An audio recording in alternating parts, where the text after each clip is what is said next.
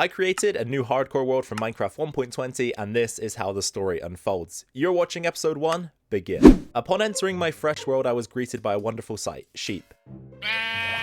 I would argue that the humble bed is the most overpowered item to acquire early in the game. Within just 2 minutes of creating my world, I had one. I then engaged in other typical Minecraft activities, such as gathering wood and hunting pigs. Afterward, I spotted some spruce trees nearby. I love spruce wood. Give me some of that. I made a point to replant the saplings because I am a sustainable Minecraft player. As nightfall rapidly approached, I found myself in need of somewhere to hunker down. Thankfully, I had my trusty bed with me, which again proved to be a clutch item. I quickly placed the cozy boy down and hopped into it, instantly warding off scary mob time. The bed is so OP because it eliminates the need to defend yourself from threats by removing the possibility of threats entirely. With the first day behind me, it was time to set my sights on the goals for this episode. I had a clear plan in mind, crafting and explaining the importance of a bed, building a temporary base, obtaining a complete set of diamond gear, establishing a totem of undying farm, unaliving the ender dragon, and acquiring elytra. Eventually, I stumbled upon a cave that seemed suitable for living. Oh. It was infested with hostile creatures, so I quickly fashioned a weapon and confronted them. However, my progress was soon hindered when a creeper detonated at the entrance of the cave, and I found myself entangled in a perilous encounter with a skeleton. After a hard-fought battle, I conquered a small portion of the cave and fortified it. Recognizing the risk of using doors in hardcore Minecraft, I replaced them with more secure fence gates. With my shelter up and running, I shifted my focus underground and started digging into the earth, preparing to establish a branch mine.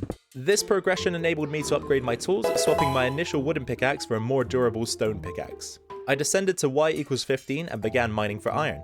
To improve my efficiency, I switched to a texture pack that highlights ores, making it significantly easier to spot them. Before we continue, I'd like to take a moment to address something important. It has come to my attention that only 6.2% of you watching this video are currently subscribed to my channel. That's a significant number of you who haven't subscribed yet. So, I kindly request that you click that subscribe button right now to stay updated with the hardcore series. Alright, let's get back to the video. While mining in the branch mine, I stumbled upon an enormous vein of iron conveniently situated next to an equally substantial vein of copper. These specific vein types were introduced in version 1.18, but it took until 1.20 for me to finally encounter them. As I mined through the deposits, I even came across a raw copper block. I smelted these valuable resources and was able to assemble a set of iron armor and craft a shield. Inspired by this stroke of luck, I proceeded to establish a small wheat farm to cater to my sustenance needs and facilitate animal husbandry. As I headed back to my base, I made a decision to conquer the remaining unexplored sections of my cave. With careful strategy and perseverance, I expanded my territory into the dark corners, eliminating any lurking mobs. The cave was now under my control, a domain I could confidently call my own. With this task accomplished, I refocused my efforts on the branch mine, descending to the depths at y = -59 in search of diamonds. I prepared myself for a long and patient mining session, aware that obtaining diamonds with my current set of tools would require time and effort. After approximately 10 minutes of mining, I stumbled upon a cave nestled within the diamond-rich region. However, my excitement was dampened by the realization I was running low on torches. I surfaced to gather more supplies and took the opportunity to chop down a big spruce boy that I had planted earlier. I actually feel a lot better now.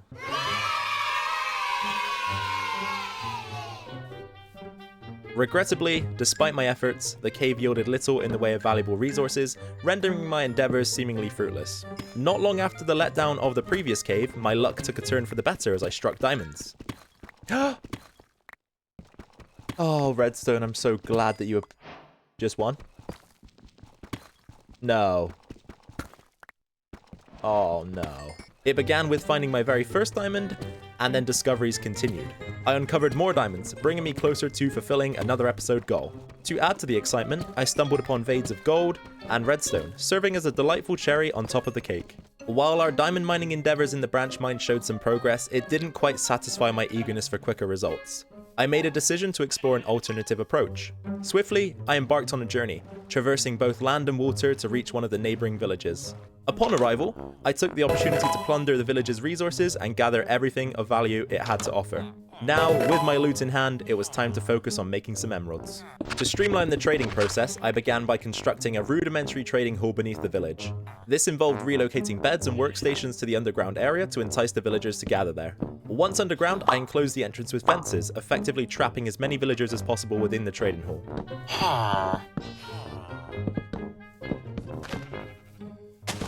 Concurrently, I took advantage of opportunities to shear the village's sheep whenever possible, to be able to craft more beds for the purpose of breeding and expanding the village population.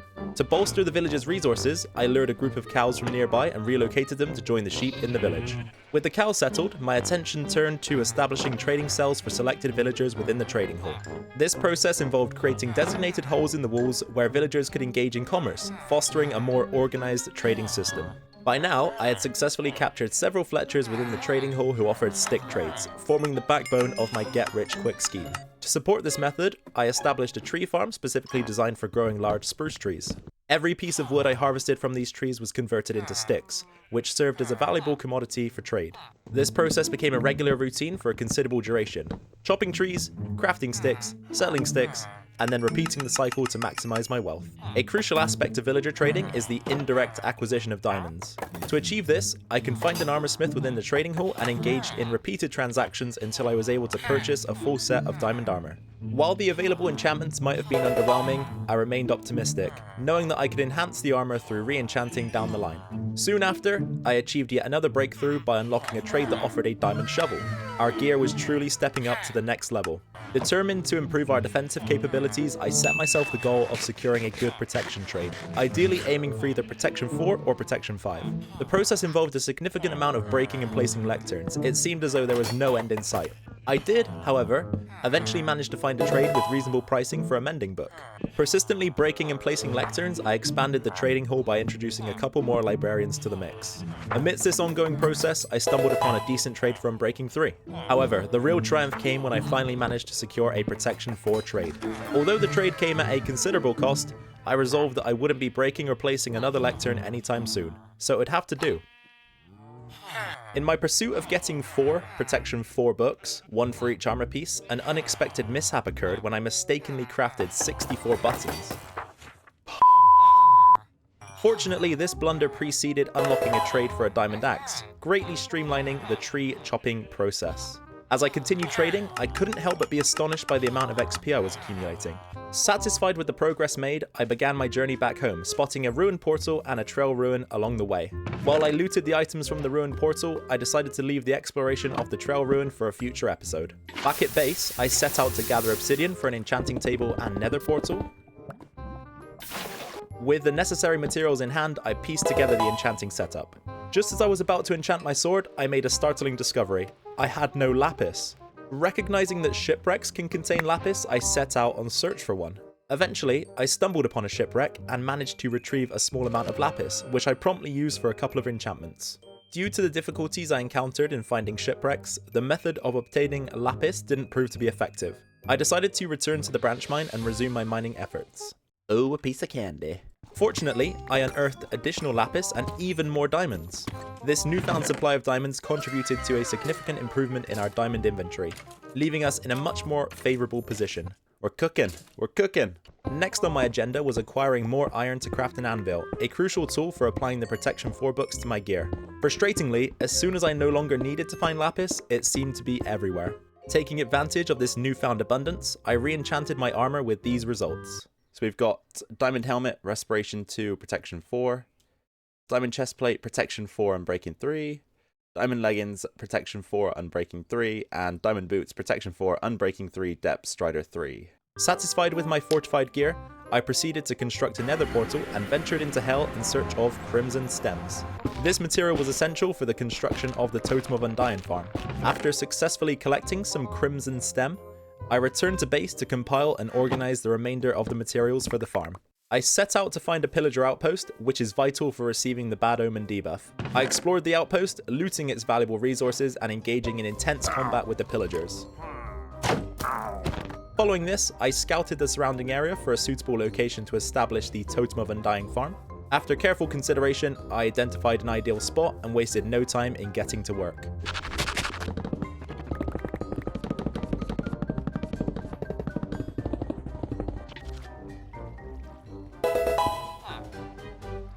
To optimize the Totem of Undying farm, I cleared the surrounding area of trees and boulders, creating a smooth path for the raid party members. This ensured easy navigation and improved the farm's efficiency. To test out the Totem of Undying farm, I now needed to acquire the Bad Omen debuff. While returning to the outpost, I saw a cool forest fire. Was Herobrine responsible for this?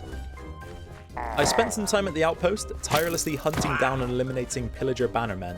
Despite my efforts, the bannermen proved elusive, refusing to reveal themselves.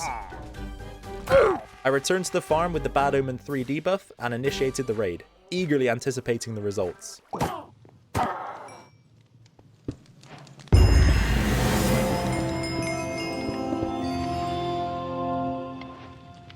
The raid was a great success, yielding a total of 8 totems.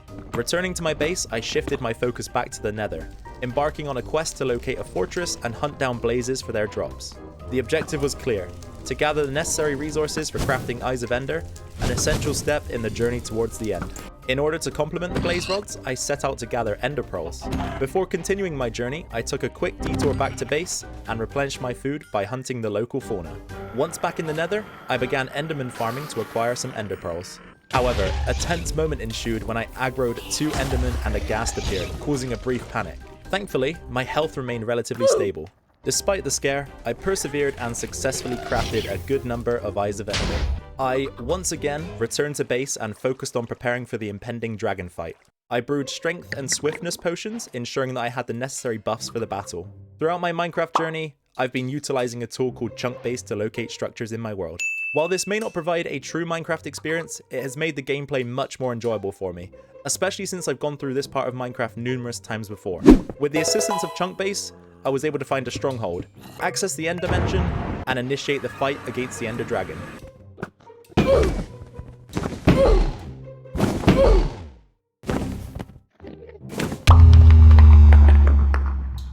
As anticipated, the Ender Dragon posed no significant challenge, and I was now left with just one goal to accomplish in this first episode: finding Elytra.